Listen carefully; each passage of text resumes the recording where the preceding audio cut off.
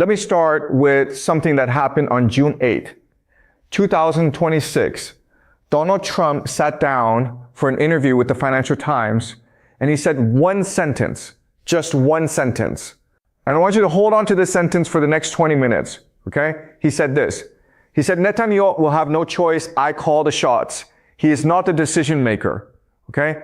Strong words, very strong. Sounds like Washington is completely in control of the Middle East chessboard, right? Sounds like the most powerful man on the planet is telling his regional partner exactly what to do. And the partner has no choice but to listen.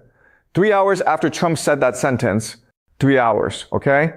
Israel launched dozens of fighter jets and struck military facilities and petrochemical plants deep inside Iranian territory.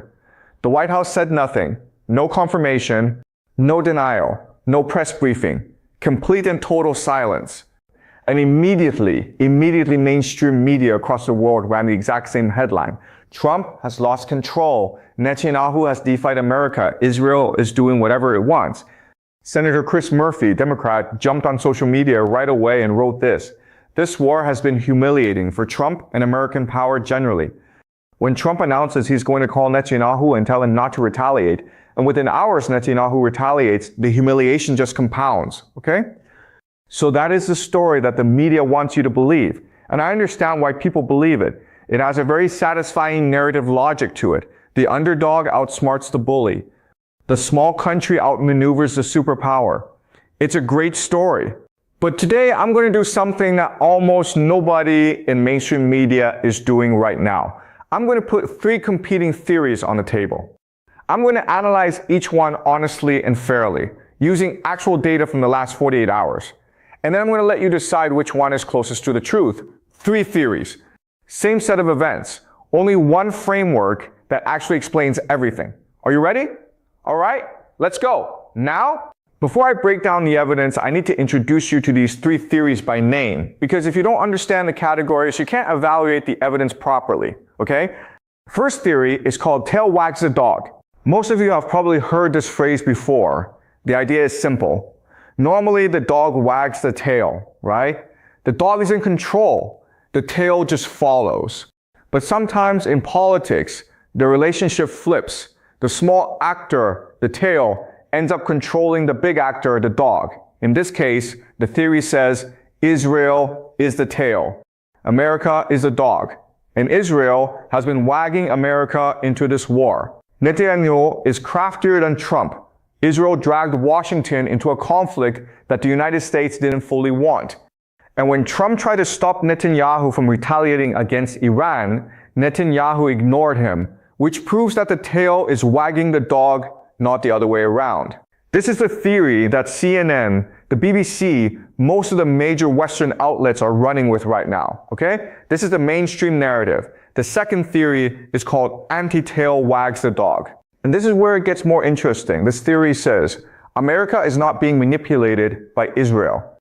America is actively using Israel as what we call a proxy, a regional instrument, to carry out strategic objectives that Washington cannot or will not pursue directly. When American and Israeli interests perfectly align, the United States steps aside and lets Israel act. And the public theater of disagreement, Trump saying, don't do it, Netanyahu doing it anyway. That theater gives America the cover it needs. America gets to look like the peacemaker while still achieving its military and geopolitical goals. The third theory, and this is the framework I'm going to build for you today, I call it the theater of consent. This goes one step further than the second theory. It says not only is America using Israel as a proxy, but both parties are jointly choreographing a performance. Each side is playing a different role for a different audience. Trump needs one image for American voters. Netanyahu needs a completely different image for Israeli voters. And critically, both sides needed Iran to retaliate. That retaliation was not an accident. It was the goal. 3 theories. Let's take them one by one. Let me start with theory 1, and I want to be very honest and fair about this, okay? I don't like it when people knock down a weak version of the argument they're disagreeing with. That's not intellectually honest. So let me give you the strongest version of tail wags the dog that I can. Here's the case for it. Trump called Netanyahu directly and told him not to retaliate. Multiple sources confirmed this. American officials said Trump genuinely believed he had convinced Netanyahu to hold off. Trump was so confident that he told the Financial Times on the record he will have no choice. I call the shots. He made that statement publicly before Israel attacked. And then Netanyahu completely ignored him. And that's not even the first time. The week before, Trump had a phone call with Netanyahu that, by Trump's own admission, did not go well.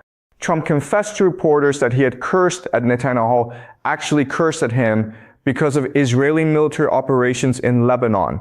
The President of the United States was so frustrated with the Israeli Prime Minister that he was swearing at him over the phone.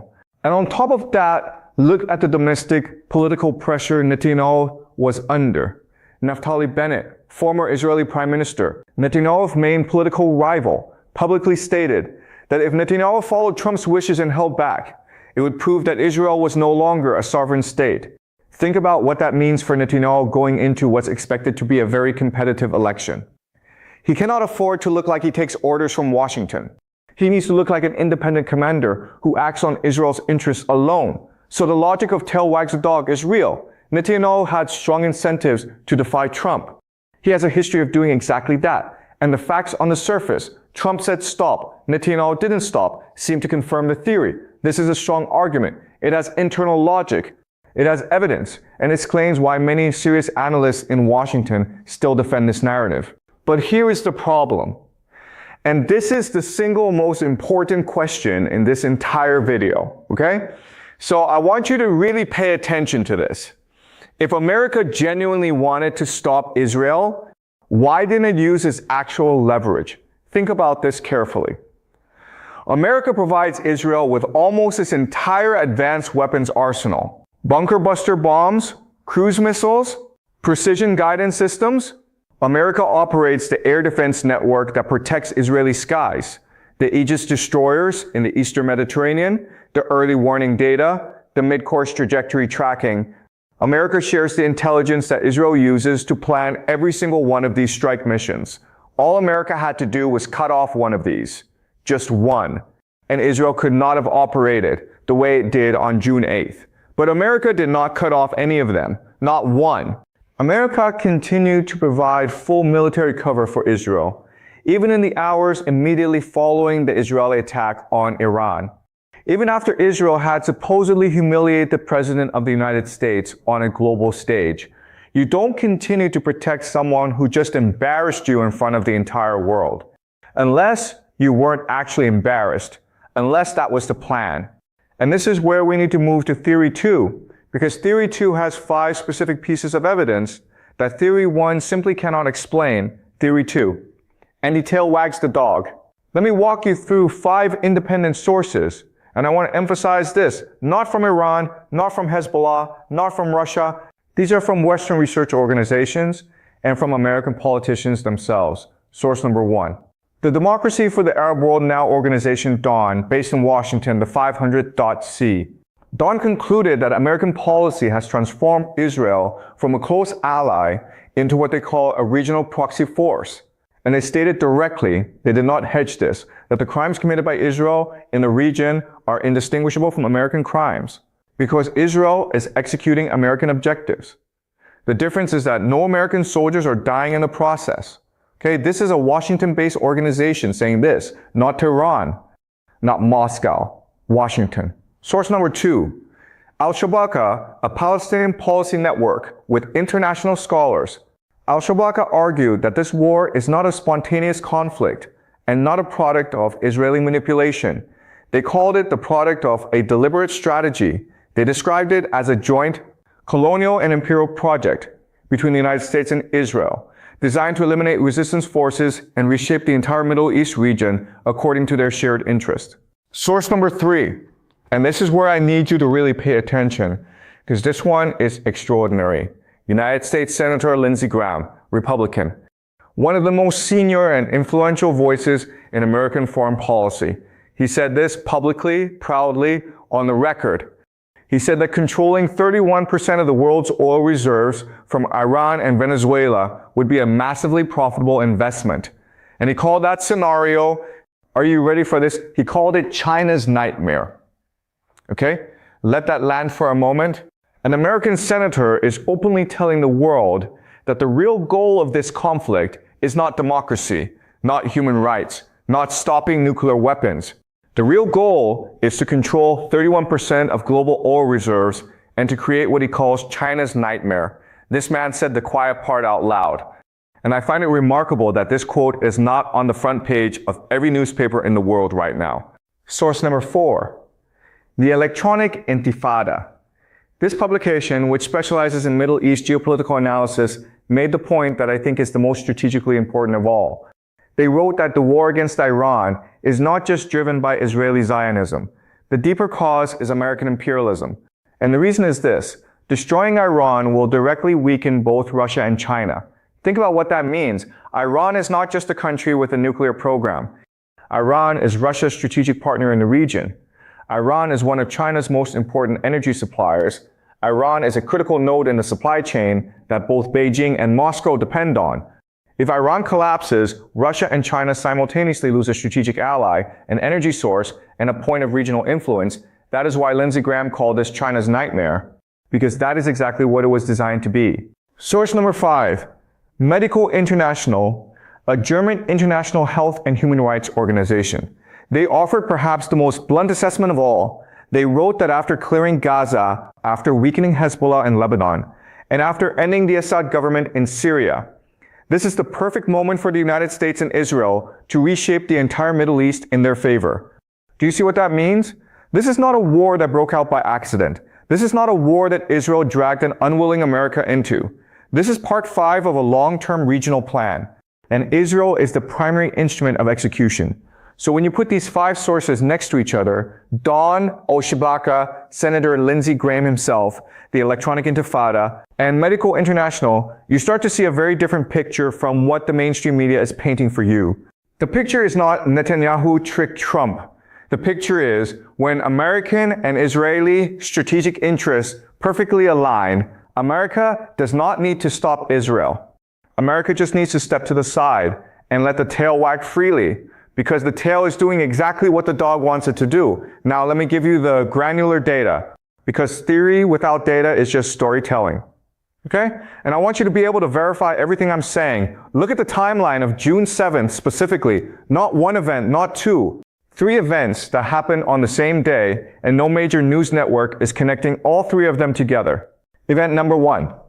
On the morning of June 7th, Treasury Secretary Scott Bessent invoked the International Emergency Economic Powers Act, IEEPA, to seize and redirect Iranian frozen assets.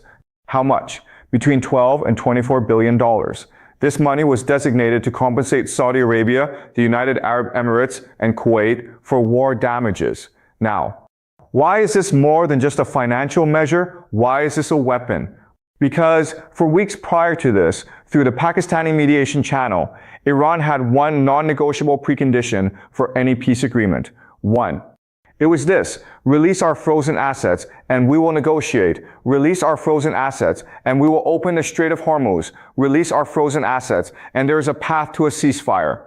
That was the door. That was the only door leading to any kind of diplomatic resolution. On the morning of June 7th, the United States did not just refuse to open that door. They slammed it shut with $24 billion and handed the key to Riyadh. Iran's Deputy Foreign Minister Kazem Garibabadi responded immediately and stated that Iranian assets are not a compensation fund, not war spoils to be distributed. And Iran froze the diplomatic channel on the spot. Now watch the timing. On the same morning that America economically slammed the door on Iran's only diplomatic lifeline, the same morning, the Financial Times published Trump's interview in which he said he was very close to a deal with Iran. Think about that. On the same day you destroy the foundation of any possible deal, you tell the world you're almost done with the deal. That is not a contradiction. That is a performance. Event number 2. Later that same afternoon, Israel bombed the Dahia neighborhood in the southern suburbs of Beirut. 2 people killed, 11 wounded. But here is the critical detail. 5 days before this attack, exactly 5 days, the Khatam al-Anbiya Central Headquarters, which is Iran's Central War Command, issued a public warning in 3 languages: Hebrew, Farsi, and Arabic. The warning stated clearly, any Israeli attack on Dahia will immediately trigger Operation True Promise 5, 3 languages, 5 days in advance, broadcast widely. Iran could not have been more explicit about where their red line was. Israel crossed it anyway. Event number 3. The Saudi Arabian television channel Al Hadath reported that Israel had coordinated in advance with the United States on the Beirut strike. American officials did not confirm this. They also did not deny it. In diplomatic language, a deliberate non-denial is not carelessness. It is a statement. If that report were false, the White House would have issued an immediate denial, standard operating procedure. They did not. So on June 7th alone, you have America seizing $24 billion of Iranian assets and closing the economic door, Israel bombing Dahia and crossing Iran's publicly declared red line, and evidence of prior U.S. Israeli coordination that Washington refused to deny. These are not 3 separate stories. These are 3 branches of one plan. Now here is where I want to add a dimension that almost nobody is talking about right now. And this one is going to change the way you understand everything we just discussed. The question is this: why did Iran retaliate so fast? Israel bombed Beirut on the afternoon of June 7th. Within just a few hours, not days, not a week, a few hours, the IRGC had already launched waves of ballistic missiles directly at the Ramat David Air Base in northern Israel. Now normally, for a country to decide to launch ballistic missiles at another country, what do you need? You need a cabinet meeting. You need consultation with the supreme leader. You need to weigh the diplomatic consequences. You need to prepare the operational plan. In any country in the world, that process takes days at minimum. Iran did it in hours. Why? The answer is a military doctrine called Mosaic Defense. Let me explain how this works, okay? Because I think this is one of the most important things I can teach you today. Iran does not have a single centralized command structure for military decisions. Instead, they have 31 provincial IRGC commands. 31. And each one of these commands has what we call pre-delegated authority, meaning they're authorized in advance to independently initiate strikes when a predetermined condition is confirmed. Think about it this way. Imagine you have 31 soldiers standing guard at 31 different locations. And the general already told them, if this specific alarm goes off, you don't call me. You don't ask for permission. You fire immediately. That is Mosaic Defense. And what made True Promise 5 different from all the previous operations, True Promise 1 through 4, is this. The previous 4 operations were reactive. Iran responded after the fact. After something happened, Iran would deliberate, decide, and then act. Normal process. True Promise 5 was different. For the first time in Iranian military history, the operation was pre-announced as a conditional tripwire. The Khatam al-Anbiya command published a trigger condition 5 days in advance in 3 languages for the entire world to see. This meant that when the provincial IRGC commands received confirmation that Israel had bombed Dahia, they did not call Tehran. They did not call the Supreme Leader's office. The confirmation of the trigger event was itself the standing order. They fired automatically. And here is the implication that I want you to sit with for a moment. If Iran's retaliation was automatic, and everyone knew it would be automatic because Iran had announced it 5 days in advance in 3 languages, then the United States and Israel knew exactly what was going to happen. The moment they authorized the Beirut strike, they knew Iran would fire, Israel would then have a justification to escalate directly into Iranian territory, and America will be collecting real-time combat data on Iran's actual remaining missile capabilities, data that contradicted what Trump was telling the public. Because remember, Trump told NBC News on June 7th that Iran's military had been destroyed, that Iran retained only 21 or 22% of its pre-war missile stockpile. His exact words were, "We have totally destroyed their military, they have some missiles left, they have some drones left," but classified American intelligence assessments put Iran's actual remaining capability at 70%. 70, not 21, 70. So either Trump didn't know the real number, or he did know and chose not to say it. Either way, when Iran launched 10 plus ballistic missiles in 3 waves at Ramat David, the Aegis destroyers in the Eastern Mediterranean were feeding real-time tracking data to Israel's Arrow 3 and David Sling systems. Both sides were collecting live performance data from an actual wartime engagement. Iran was being used as a live fire test target for the integrated American-Israeli air defense network. And Iran didn't even know that was happening when they pulled the trigger. All right? Now let me put theory 3 together, because this is where all of these threads converge. I call it the theater of consent. Here is the core idea. In game theory, when two actors share the same strategic goal, but need to maintain different public images for different audiences, they will stage a visible disagreement while privately coordinating. Think about what each side needed from this situation. Trump needed a specific image. He needed to look like the peacemaker, the deal maker, the man who was trying to end the war. He needed that image for American voters exhausted by military conflict. He needed it for Wall Street investors worried about oil prices. He needed it for NATO allies demanding American leadership and stability. So Trump had to publicly resist Netanyahu. He had to be seen calling Netanyahu and saying stop. He had to be seen being defied. Netanyahu needed a completely different image. He needed to look like the sovereign warrior, the leader who does not bow to any foreign pressure, the man who makes decisions based on Israeli interests alone, regardless of what Washington says. He needed that image for Israeli voters going into what is expected to be a brutally competitive election. And he needed to shut down Naftali Bennett, who was already saying publicly that if Netanyahu follows Trump, Israel is no longer a sovereign state. So when Trump says, I call the shots, and Netanyahu attacks anyway, what actually happened? Trump got footage and quotes for the American media showing his peace effort. Netanyahu got footage and quotes for the Israeli media showing his independence. And the attack happened. Both actors got exactly what they needed. The theater served both audiences simultaneously.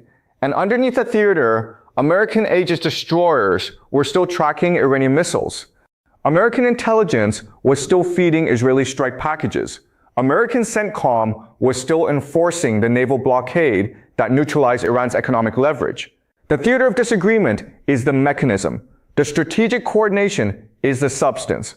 Now, let me bring all of this together in one picture. And then I want to give you 3 specific things to watch for in the next 72 hours. $12 to $24 billion of Iranian assets seized on the morning of June 7th. Closing the only economic door to negotiations. Israel bombing Dahia that same afternoon. Crossing the red line that Iran had announced publicly in 3 languages, 5 days in advance. 31 IRGC provincial commands firing automatically within hours. Exactly as advertised, exactly as planned. 10 plus ballistic missiles targeting Ramat David in 3 waves.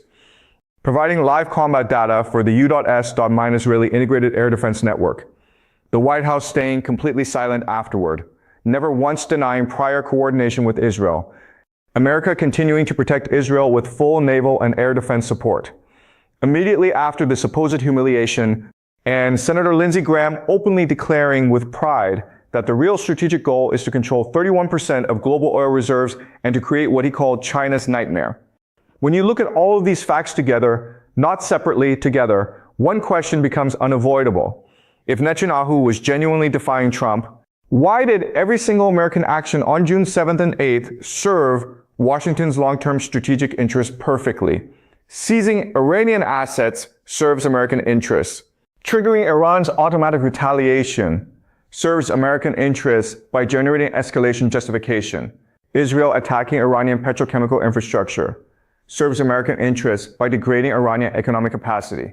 Collecting live Iranian missile data serves American interests for the next phase of the conflict. This is not the result of chaos. This is the result of coordination, okay?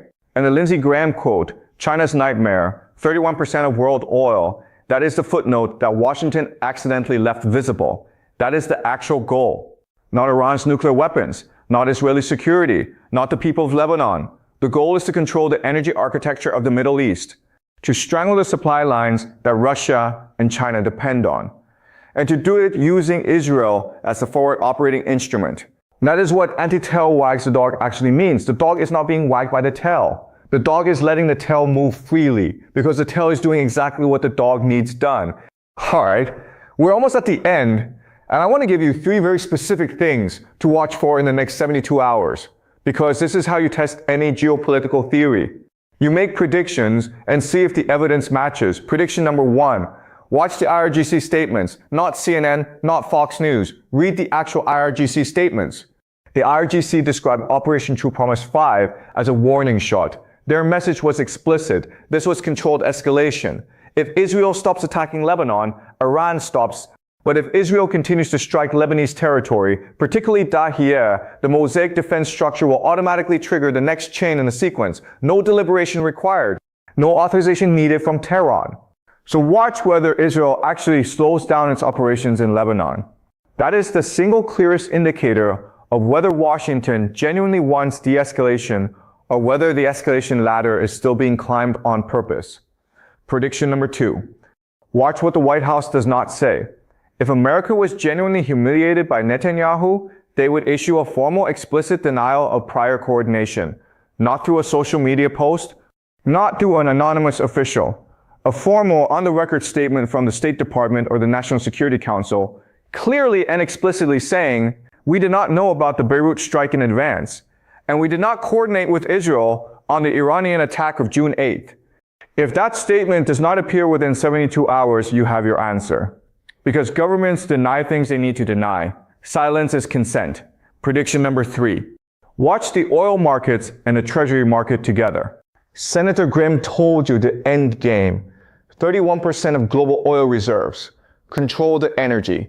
Create China's nightmare. If Iran is pushed into a position where it can no longer threaten the Strait of Hormuz, watch who benefits. Not Israel. Not Saudi Arabia. The beneficiary is the petrodollar system. The beneficiary is the flow of capital back into American Treasury bonds. The beneficiary is Washington's ability to fund its debt at favorable rates. Follow the money. That is always the most honest map. Here is your homework. And I'm serious about this. I want you to actually do this. Find the original statement from the Khatam al-Anbiya Central Headquarters about True Promise 5, issued on June 1st and 2nd. Then find the CBS News report on Scott Besson invoking IEEPA on June 7th. Put the two documents side by side, look at the timestamps, and ask yourself whether the timing of those two events on the same day can reasonably be explained by coincidence. If you find anything that contradicts what I've said today, come and argue with me in the comments. I genuinely want that. I want to be challenged. Because the only way any of us gets closer to the truth is through honest disagreement and better evidence. I am not asking you to agree with me.